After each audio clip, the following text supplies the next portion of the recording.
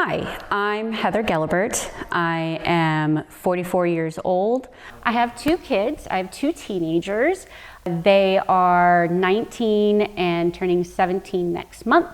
We've got one each, and they are both at TCEC, so I'm extremely proud of them being dual enrolled. My oldest wants to be a voice actor, and the youngest is a very talented artist. Very talented, and they both love to sing just like me. That's a whole other story. I'm a military brat. My dad was in the Army, and that meant that I was everywhere and raised nowhere all at the same time. But the time that I spent most time in when I was growing up was Hawaii. So I did kind of have a charmed childhood. I spent most of my youth on the beach, and then, you know, as time passed and my parents got divorced, my mother eventually settled in Orlando, Florida.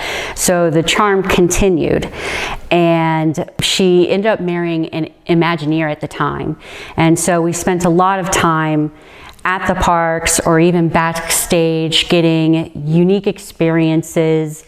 And, you know, also living in an area where every night at a certain hour you'd hear the fireworks go off and things like that. And it was part of your daily life and part of your daily just sort of procedure.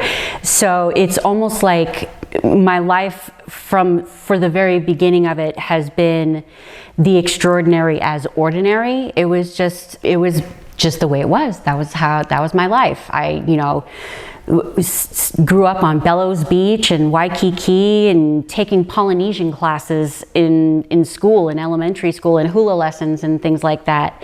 And then spent the rest of my, you know, childhood at Disney. So when I became of age and started trying to get a job, one of the first places that I worked at Universal as a spieler at Earthquake. And then after that, I found a position at Disney as an opening cast member of a new parade that they were doing for the Millennium Celebration around the year 2000. This was in 1999. Ooh, I showed my age. I told my age anyways. So I went to an audition. I didn't know it was going to be as momentous as it kind of turned out to be. But I showed up to this audition and was chosen out of like 100 people, like 20 of them.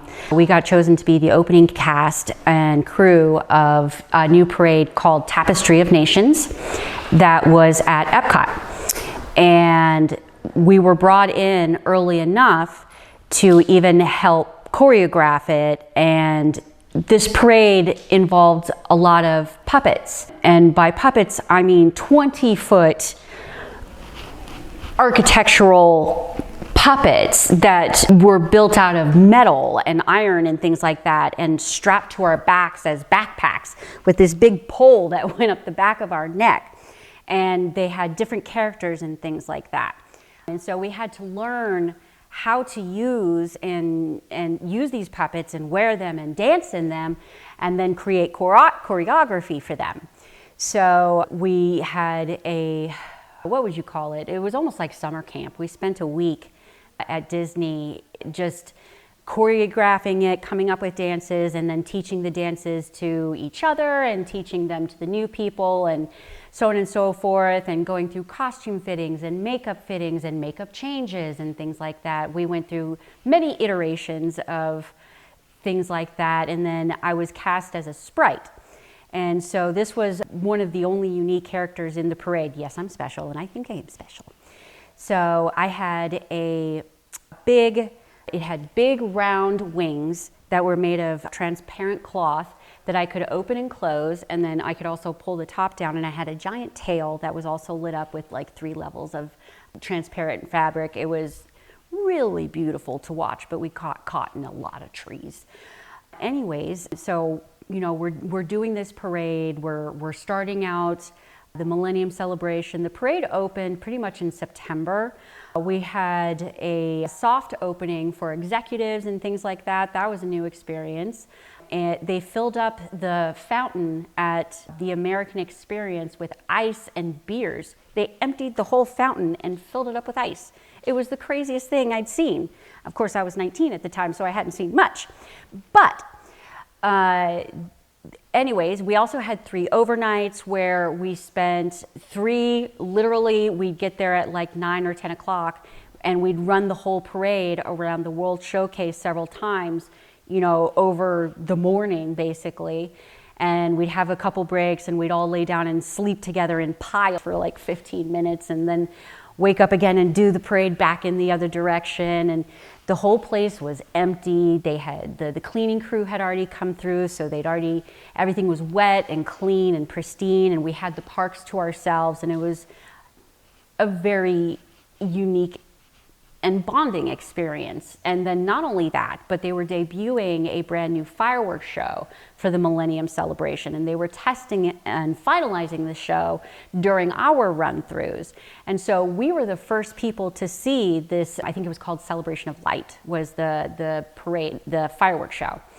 And so we would all sit around in Italy, and the park is empty, the sun is rising over behind us, the Italy Pavilion, which is beautiful, and they're shooting off this fireworks show at 6 a.m. and it was just the most incredible experience. And then we get into actually opening the parade, and I got to be in some commercials and things like that for promotion. And I remember going to my first shoot and being like, holy moly, they have full-size Snickers here, I've made it. But so that was fun. So I was, I was on TV and on the brochures, and I was even on a bank brochure for some reason. I have no idea why, but that was interesting. And then one of the biggest experience that I had when I was there at Disney, they did a huge gathering of children from all over the world. These were children who had done something to make an impact in their community, to make it better, to help other people, and were being recognized for their service. Young children, incredible. They shipped and planed in all these hundreds of kids, deserving children from all over the world. They all speak different languages. And we were in costume at the front gates of Epcot to meet and greet them as they come in, because this was a special experience for them. The whole park was shut down for them for the day. So it was beginning of the day to the end of the day experience for them. So this was one of the first things, that we had ever done outside of the parade at night. So, we're at 9 a.m., we're at Epcot, we're in our costumes, and these excited children just in absolute awe, just running up to you and, you're so beautiful, and then in every different language. And it was the one time as characters that we were ever allowed to speak as characters, so we could tell them that they were beautiful too. And that later that evening we had a special dance for them in Epcot where they got to dance with the characters, and Christopher Reeves was there. And he gave a speech. It was part of his association. I think it was part of the Ronald McDonald House as well. So yeah, I got to be in character next to Christopher Reeve and all these incredibly deserving children doing something that I loved and will never forget.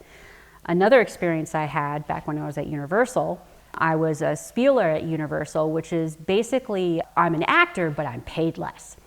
So yeah, they didn't have to pay me union fees. But anyways, because my boss, who was also my roommate, was like, hey, we have this special project coming to the park, and they've put sort of her in charge of it. So basically she's enlisting her crew to do this. What it turned out to be was Wheel of Fortune was coming to film at Universal Studios, and she was put in charge of security. So she hired me, 18-year-old me, smaller than this me, to be security for Pat Sajak and Vanna White. So we spent several days before they even filmed the shows running around the parks and filming scenes with Pat and Vanna for the throwaway shoots that they do, like, hey, you could go to Hawaii, that sort of thing. Vanna is not so nice. But Pat, nicer than he appears. He was incredible. He always took time with the audience to answer their questions, and he just seemed to love it. And he's been doing it for years and years and years, and he didn't look tired of it or tired of their questions. He seemed really into it, which was really cool. So anyways, we're running around filming with them, and then it comes to taping the shows. So here's where my friend gets me. We're taping for 3 days, but it's a full week of shows. So we do, on a couple of the days, we do several shows a day. So we have to have several audiences. They won't reuse the same audience. So we have one audience in Q. We had one audience in what is the like horror makeup show theater. And then the main audience, that's actually the on-stage audience that's there. And they were filming on the plaza in front of the water, like an open air shoot. So my boss says that somebody has to go and entertain these people that are in the monster horror theater makeup theater, and just, you know, entertain them because they're sitting there and they can't be left alone. I realized this later in life, that I'm pretty sure she made that shit up. But she told me to go up there and start just ad-libbing, which I am no comedian, and I can only claim to have acted and not an actor. So I got up there and just did the very best I could. And it turned out that I ended up having to do it for every audience. Because once that audience left, they're like, okay, you're up again. I'm going around the theater trying to, I've never even seen the show. I don't know what any of it is, but I know what some of the props are. So I'm playing with the Blair, what's her name? Something Blair's head that spins when it's spewing soup and stuff. They had that head there. So, you know, I'm trying to make split pea soup jokes. And we had the fly transmutation station thing. So I'm trying to do prop humor with that. And I'm going into there's a fridge. I'm going into the fridge like blood, light, you know. And then I'm asking people who has a talent, like I'm flailing. But apparently people love to see me flail because it just, I hate to say it because it doesn't sound terribly humble because I really was flailing and ad-libbing and making it up as I went. So everybody loved it. And even Pat heard about it. And he sort of gave me a compliment, but the audience manager, they have a guy who warms up the audience, and that's his job. I'm not supposed to do it. They were just messing with me. But there's an actual audience warmer who's been doing it for years, and he came and he's like, the audience has been talking about you. They've been asking questions about who the hell are you? You're doing a great job. I ended up getting a tote bag at the end of it, like Wheel of Fortune. It had a Frisbee, it had a shirt. It was pretty cool. So yeah, those were some of my larger than life experiences in my life. And now I'm in Murphy. And I you know, obviously there's some middle parts there, but you know, I was married and now I'm not, and my kids and I are here, and I just sort of, it's funny going from having such an extraordinary normality to my life to this lifestyle in Murphy that is so slow, and it's not mundane. But it is quaint. And it's sweet, and it's such a different experience to have. So yeah, I don't know what my point is with that, but it's just I've had this weird dichotomy of things going on.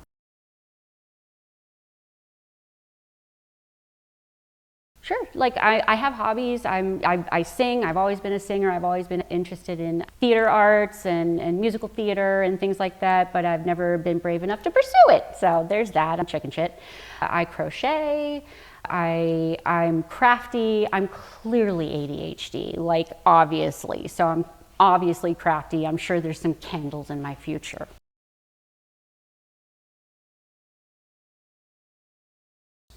Okay, so this is what can get me in trouble here, because I mean, I am a blue dot in the middle of all this sea of red, and in sales especially, that can be intimidating because you can't share your views.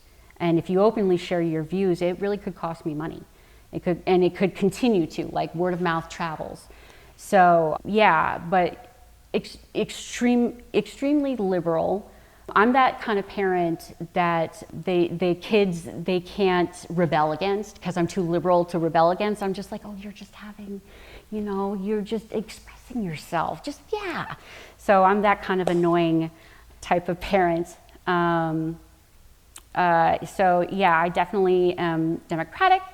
I am for LGBTQ rights. I am for trans visibility. I am for female control of their bodies. I am the anti-Trump, anti-Republican, and I quite honestly don't understand the cult because my family is in it, and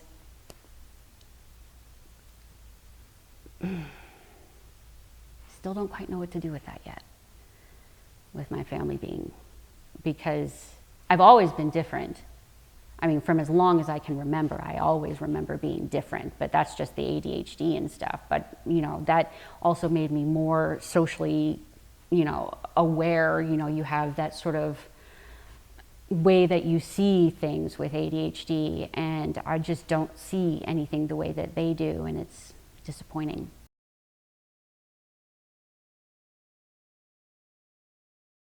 Marrying a millionaire. That would be good. Or if one of the kids did, I think I'd also benefit. Honestly, my life goal right now is just to save enough money to get a tiny house and just kind of live out a quiet life. And here in the mountains, I mean, I would like to be somewhere where there were more restaurants, but you know, it's still beautiful up here. And eventually I would love to have like some sort of like tiny house community of people that I'm close with and that sort of thing. So I do want to eventually open like an RV lot community thing, but it's for tiny houses for people who are weird like me, and they're little goblins and they have ADHD, and we are just and you know, we just are different. And so we'll just keep to ourselves in the corner over there. Sort of something like that. Yeah. But I'm obsessed with tiny houses.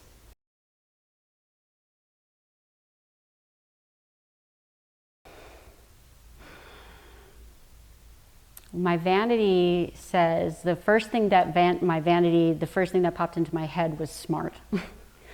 But the second thing was loving, just generally a nice and good person. I go out of my way to be nice to people and to be that person that, you know, lets you into my lane, or, you know, I go out of my way. You know, I'm the tall person reaching things on the shelf for old ladies. Like, I like to be that, and I'd like to be known as that weird nice lady over there. Yeah. That was maybe smart and could sing a little.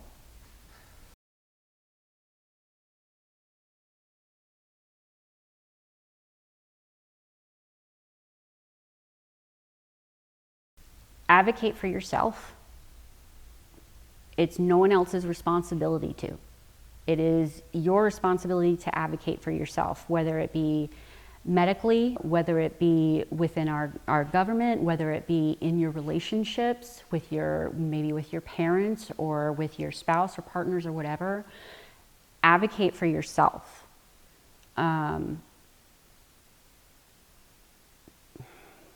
Don't settle. When you're settling, you're committing to unhappiness.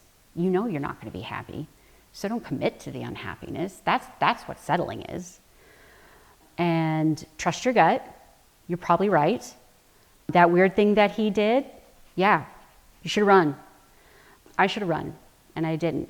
And I have a lot of regrets around that, as I'm sure a lot of people do. But also, you know, just support women, believe women and support them. But mainly just stand up for yourself, because, you know, even at work or whatever, it's nobody else's job but your own. You have to, because what happens if you don't?